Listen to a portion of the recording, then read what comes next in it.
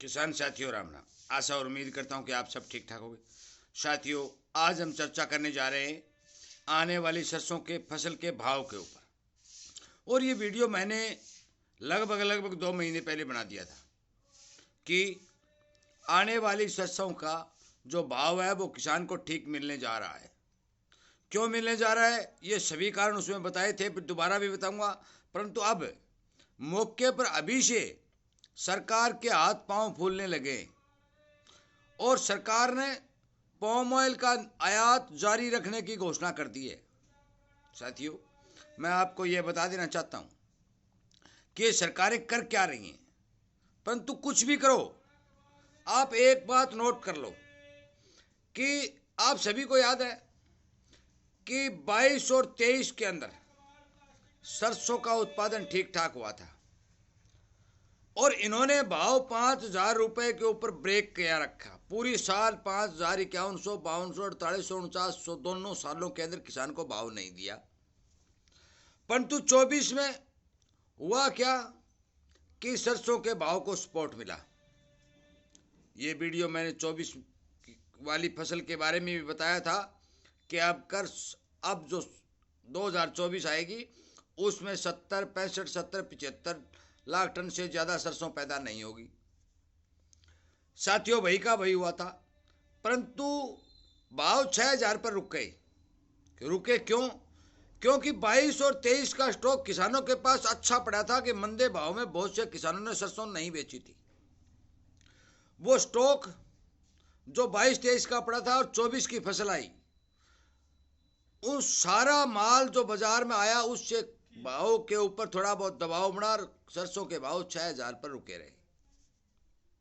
अब आगे आने वाले समय में क्या होने जा रहा है ये बात मैं बताने जा रहा हूं। मैं बारीकी से किसान को समझा रहा हूं भी ये सिस्टम बन रहा है, आप जो मर्जी करें, रखें या बेचें,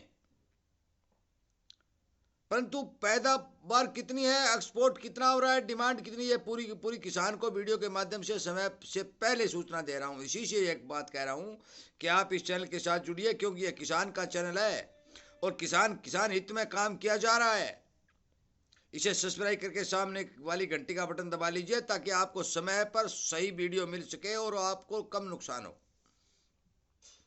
साथियों, हमारे देश के अंदर 2.5 करोड़ टन तेल की सालाना खपत होती है, परंतु मूंगफली हो, चाहे सरसों हो, चाहे सूरजमुखी हो, चाहे सोयाबीन हो, इनका जो तेल हमारे देश में उत्पादन होने का निकलता है वो 1.25 करोड़ के आसपास निकलता है। इसका मतलब है कि 1.25 करोड़ टन हमें बाहर से आयात करना पड़ता है। भाई, इतना बड़ा देश, इतने ज्यादा किसान, अच्छी सरकार, फिर आयात क्यों करना पड़ता है? यह है सरकार की नीतियों का परिणाम। जो परिणाम निकल के आते हैं कि जब किसान पैदावार अच्छी करता है तो भाव नहीं देते तो किसान हाथ पीछे खींच लेता है और प्रोडक्शन घट जाता है। डिमांड पूरी नहीं होती तो ये विदेशों से सामान मंगवाते हैं और किसान के फसल के भाव दबाने की भरपूर कोशिश करते हैं। वही हालात अब की बार सरसों में होने जा रहा है। इन्होंने स्पष्ट कह दिया है, कोई मरो तो मरो, हमें तो आयात जारी रखना है भाई। क्योंकि जिन किसानों ने सरसों की अच्छी बिजाई उन 2 सालों में की थी और 24 में थोड़ी बिजाई घटी, परंतु प्रोडक्शन इतना पिट गया कि 70-75 पर आ गया। उसका कारण सबसे बड़ा था कि सरसों के अंदर फंगस की मार आ गई और मरगोजा की बीमारी से सरसों की फसल चौपट हो गई। जब इस तरह की मार पड़ी तो सन 24 जो अब निकलने आ रहा है, इसमें सरसों की बिजाई पूर्णतया 25% तक घटने के समाचार पहले से ही मिल चुके थे कि जो मार्च 2025 में सरसों की फसल आएगी उसका उत्पादन पिछले साल से कतई ज्यादा नहीं होगा, क्योंकि अब की बार बीमारी की तो मार कम है परंतु गर्मी लगातार बढ़ रही है, बिजाई घटी है।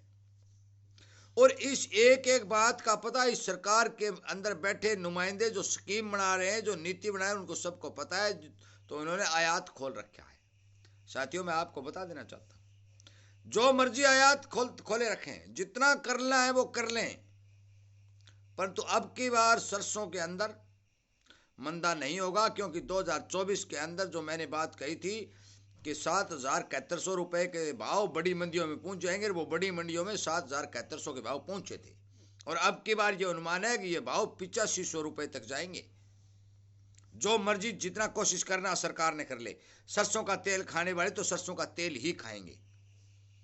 लगातार डिमांड बढ़ रही है, प्रोडक्शन घट रहा है और घटेगा, क्योंकि जलवायु परिवर्तन का असर जो गर्मी लगातार बढ़ा रही है, ये प्रोडक्शन के ऊपर पुरजोर तरीके से असर डालेगा।